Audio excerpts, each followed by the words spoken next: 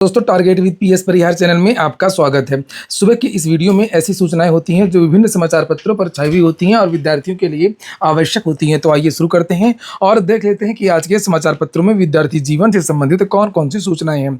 तो वीडियो को जल्दी से लाइक कर दें, शेयर कर दें और जिन छात्रों ने चैनल को अभी भी सब्सक्राइब न किया हो तो जल्दी से सब्सक्राइब कर लें ताकि आप लोगों को इसी प्रकार की ऑथेंटिक और सॉलिड अपडेट्स सबसे पहले मिलती रहें। आगे बढ़ने से पहले एक सूचना है उन विद्यार्थियों के लिए जो विद्यार्थी यूपी ट्रिपल एससी की भर्ती वन रक्षक वन्य जीव रक्षक भर्ती की तैयारी कर रहे हैं। वे सभी भर्ती चक्षु प्रकाशन की इस बेस्ट बुक को ले सकते हैं जिसे आप लोग यहाँ पर देख रहे हैं। वन रक्षक और वन्य जीव रक्षक भर्ती का जो सिलेबस यूपी ट्रिपल एससी ने जारी किया था, जिसे आप लोग यहाँ पर देख सकते हैं, उसी के हिसाब से इस पुस्तक को तैयार किया गया है। इसमें आप लोगों को इसी तरीके के 15 प्रैक्टिस सेट मिल जाएंगे और 2 सॉल्व पेपर भी मिल जाएंगे। वन रक्षक वन्य जीव रक्षक की चक्षु प्रकाशन की ये बेस्ट बुक आप लोगों को सभी कापी किताबों की दुकानों में मिल जाएगी और अगर आप लोग ऑनलाइन मंगवाना चाहते हैं तो उसकी लिंक मैंने डिस्क्रिप्शन बॉक्स और कमेंट बॉक्स दोनों जगह उपलब्ध करा दी है। यूपी ट्रिपल एससी की चक्षु प्रकाशन की वन रक्षक वन्य जीव रक्षक की बुक तो आती है जिसे आप लोग अभी देख रहे थे, जिसमें 15 प्रैक्टिस सेट और 2 सॉल्व पेपर आपको मिलते हैं। इसी तरीके से इनकी बहुत सारी पुस्तकें अभी आती हैं और एक इनकी पुस्तक है उत्तर प्रदेश स्पेशल, जिसे आप लोग यहाँ पर देख रहे हैं, जिसमें यूपी स्पेशल से संबंधित जो भी प्रश्न पूछे गए पिछली भर्तियों में वो सारे इसमें कवर किए गए हैं। 520 से ज़्यादा चैप्टर वाइज सॉल्व पेपर है। इसकी भी लिंक मैंने डिस्क्रिप्शन बॉक्स और कमेंट बॉक्स दोनों जगह उपलब्ध करा दी है।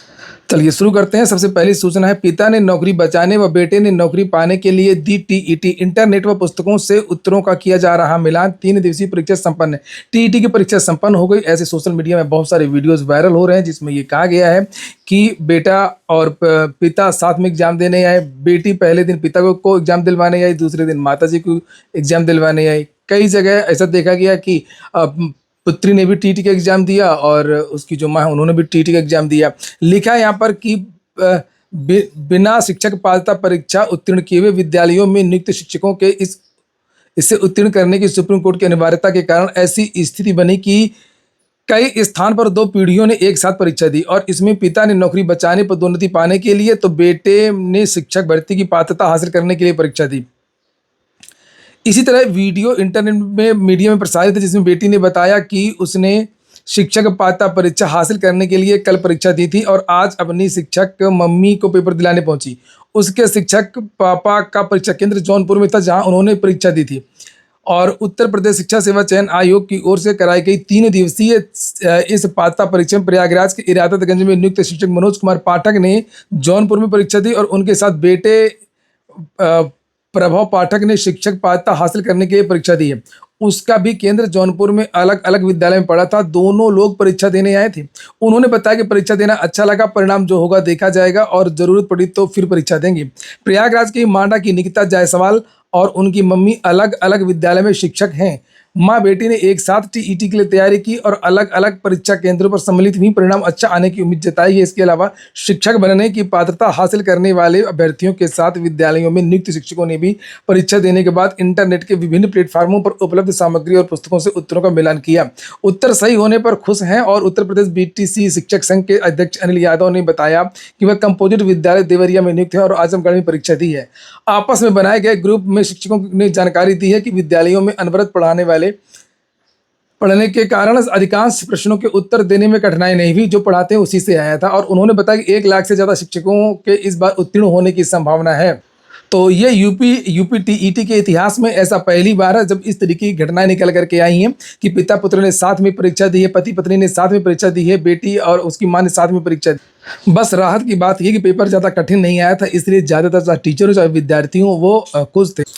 आप लोगों ने वीडियो को लाइक न किया हो तो वीडियो को लाइक अवश्य कर दिया करें। बिल्कुल कुछ सोचा ही ना करें और वीडियो को स्टार्टिंग में ही वीडियो को लाइक करके आराम से वीडियो को देखा करिए।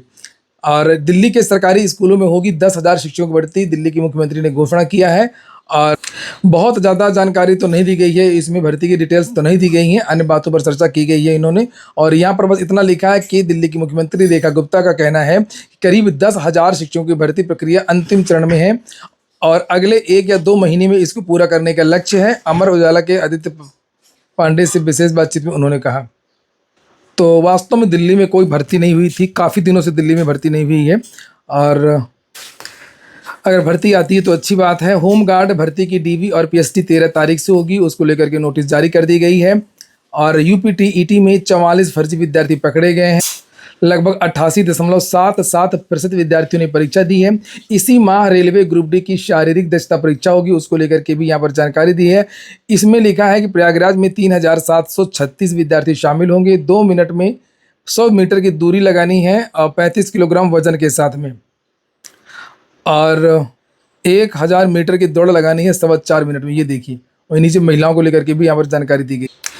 जूनियर असिस्टेंट की संशोधित उत्तर कुंजी पर भर्तियों की मांग तेज हो गई है, यहाँ पर जानकारी दी गई है। और उत्तर प्रदेश अधीनस्थ सेवा चयन आयोग की 3284 पदों वाली जूनियर असिस्टेंट भर्ती परीक्षा की संशोधित उत्तर कुंजी को लेकर के भर्तियों में नाराजगी बढ़ गई है।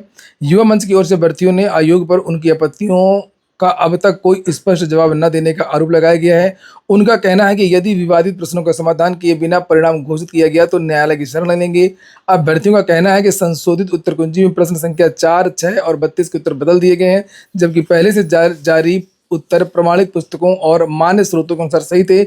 उनका आरोप है कि संशोधित उत्तर कुंजी जारी करने के बाद आयोग ने दोबारा आपत्तियां आमंत्रित नहीं, जिससे उन्हें अपना पक्ष रखने का अवसर नहीं मिला। युवा मंच के प्रदेश अध्यक्ष अनिल सिंह ने बताया कि अमरनाथ गुप्ता, अतुल तिवारी, कृष्णा ओझा ने भर्तियों के साथ 15 और 18 जून को आयोग पहुंच करके अधिकारियों को ज्ञापन दिया था।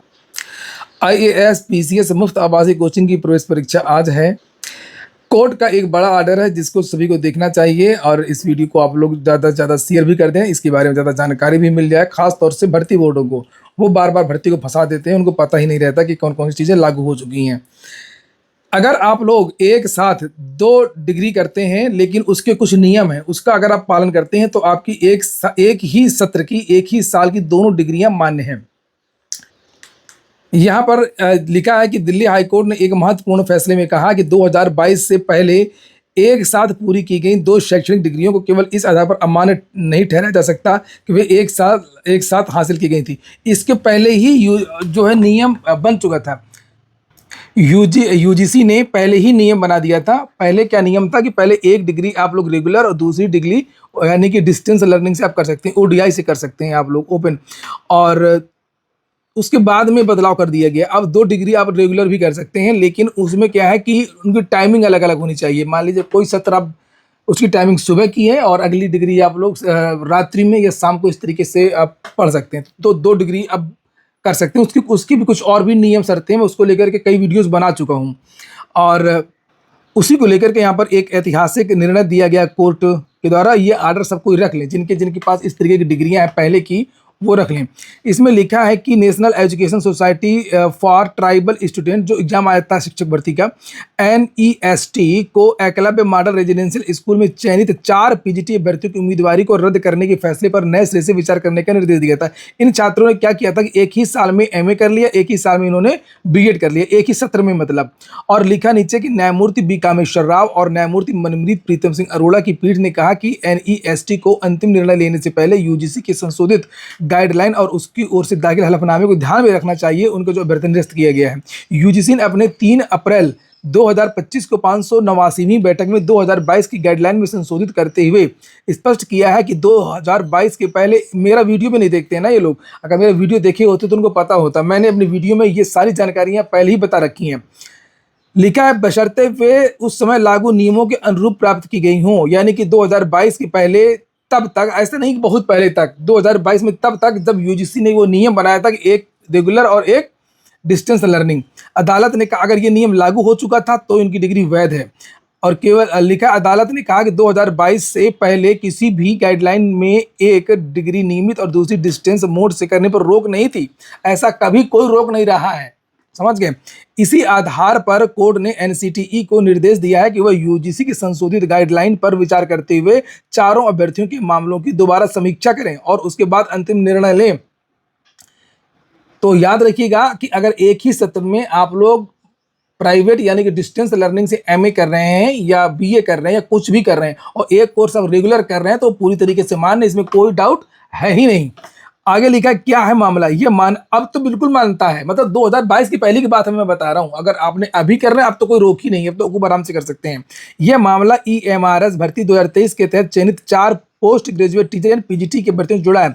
इन अभ्यर्थियों ने 2022 से पहले MA और BEd एक साथ किया था। चयन के बाद उन्हें नियुक्ति पत्र भी जारी कर दिए गए, लेकिन जून 2024 में NCTE ने यह कहते हुए नियुक्ति रद्द कर दी कि उन्होंने 2 डिग्रियां एक साथ हासिल की। मतलब बस केवल इस आधार पर रद्द कर दिया कि दोनों आपने एक ही सत्र का लगा दिया बीएड और एक ही सत्र का एमए। आप ये नहीं देखा कि नियमावली क्या थी, यूजीसी क्या कहता है इसको लेकर के।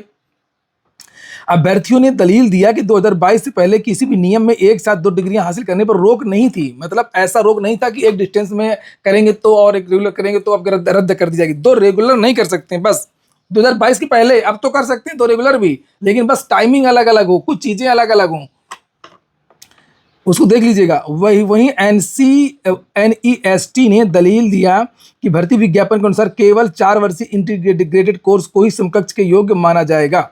तो ये अलग बात है। और फिर से कहूंगा कि आप लोगों ने वीडियो को लाइक ना किया हो तो सभी विद्यार्थी लाइक जरूर कर दें। और अगर शिक्षक भर्तियों की आप लोग तैयारी कर रहे हैं तो महत्वपूर्ण फैसलों की जानकारी, नियमावलियों की जानकारी, नोटिफिकेशन के बारे में जानकारी, अन्य महत्वपूर्ण जानकारियां इस चैनल के माध्यम से आप लोगों को समय समय पर दी जाती हैं। इसलिए इस चैनल को सब्सक्राइब करना आप लोगों के लिए आवश्यक है। अगली जो सूचना है वो 69,000 शिक्षक भर्ती की है। इसकी याचिका पर सुनवाई 5 तारीख को होगी। इलाहाबाद हाईकोर्ट ने प्रदेश के प्राथमिक स्कूलों में 69,000 सहायक शिक्षक भर्ती से जुड़े अंक विवाद को लेकर के दाखिल अवमानना याचिका पर सुनवाई के लिए 5 अगस्त की तारीख लगाई है। यह आदेश न्यायमूर्ति विकास बुधवार की अदालत ने विजय कुमार भारती और अन्य की अवमानना याचिकाओं पर दिया है। ये 1 अंक का मामला था, इनका 1 नंबर बढ़ गया था लेकिन वो पालन नहीं हो पाया। लिखा यहाँ पर कि भर्तियों को 1 अंक का लाभ देने का आदेश दिया था, इसके अनुपालन में बेसिक शिक्षा परिषद की ओर से स्वीकार भी कर लिया गया कि हाँ आप लोगों को 1 नंबर हम बढ़ा देंगे। और इन विद्यार्थियों की संख्या लगभग 1000 के आसपास है, लेकिन इनकी नियुक्ति नहीं हो पाई है। लिखा भी है कि उनकी नियुक्ति देने की प्रक्रिया को विभिन्न कानूनी पीलों के लंबित होने का हवाला देकर टाला जा रहा था। सुनवाई के दौरान बेसिक शिक्षा परिषद के अधिवक्ता ने कोर्ट को बताया कि इस पूरी भर्ती से जुड़ा मामला वर्तमान में सर्वोच्च न्यायालय में लंबित है। सुप्रीम कोर्ट ने बीते 19 मई को इस मामले में सुनवाई की थी, जहां राज्य सरकार ने उन अभ्यर्थियों को नियुक्ति देने पर विचार करने की इच्छा जताई है जो शीर्ष अदालत पहुंचे हैं। वहां इस मामले की अगली सुनवाई 21 जुलाई को होगी। तो जब तक ये आरक्षण वाला मामला 69,000 वाला मामला क्लियर नहीं हो जाता तब तक इसी तरीके के बहुत सारे जो मामले हैं वो लटके रहेंगे।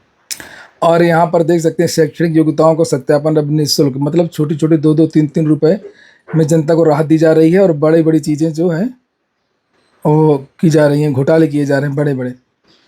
अगली और अंतिम सूचना टीजीटी को लेकर के है। टीजीटी भर्ती कट ऑफ एवं अंतिम उत्तर कुंजी के लिए आज धरना है। टीजीटी की कट ऑफ बहुत ज़्यादा चली गई है, इसलिए विद्यार्थी बहुत ज़्यादा नाराज हैं, आश्चर्यचकित हैं, अवाक हैं। विद्यार्थी मांग कर रहे हैं कि आखिरकार जो कट ऑफ है वो क्यों नहीं घोषित की जा रही है। कट ऑफ से तो पता चले कि कौन सा विद्यार्थी कितने नंबर से बाहर हुआ है और कैसे किसी का अंतिम चयन में नाम आ रहा है। 2022 की प्रशिक्षित स्नातक शिक्षक टीजीटी भर्ती और परीक्षा का कट ऑफ अंक एवं अंतिम उत्तर कुंजी जारी किए बिना परिणाम घोषित किए जाने का प्रतियोगियों ने विरोध किया है और कहा है कि जब इस भर्ती में न मुख्य परीक्षा होनी है न साक्षात्कार होना है, तब बिना अंतिम उत्तर कुंजी व कट ऑफ जारी किए परिणाम कैसे जारी किया गया है। यह भर्ती परीक्षा 3,539 पदों के लिए कराई गई है, लेकिन परिणाम में 7400 भर्तियों को शॉर्टलिस्ट किया गया है जिनके अभिलेखों का परीक्षण होना है। ऐसे में प्रश्न यह है कि अभिलेख सही पाए जाने पर किस प्रक्रिया के तहत अंतिम रूप से चयन परिणाम जारी किया जाएगा।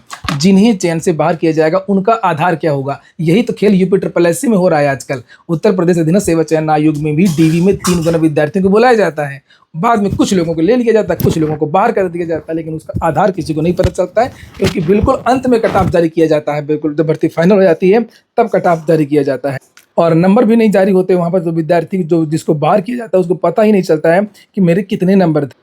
तो फिलहाल आज कट ऑफ की मांग को लेकर के अंतिम उत्तर कुंजी की मांग को लेकर के यहाँ पर धरना प्रदर्शन होगा। कहाँ? चंद्रशेखर आज़ाद पार्क में सुबह 10 बजे। आज के वीडियो में इतना ही। पूरा वीडियो सुनने के लिए बहुत बहुत धन्यवाद।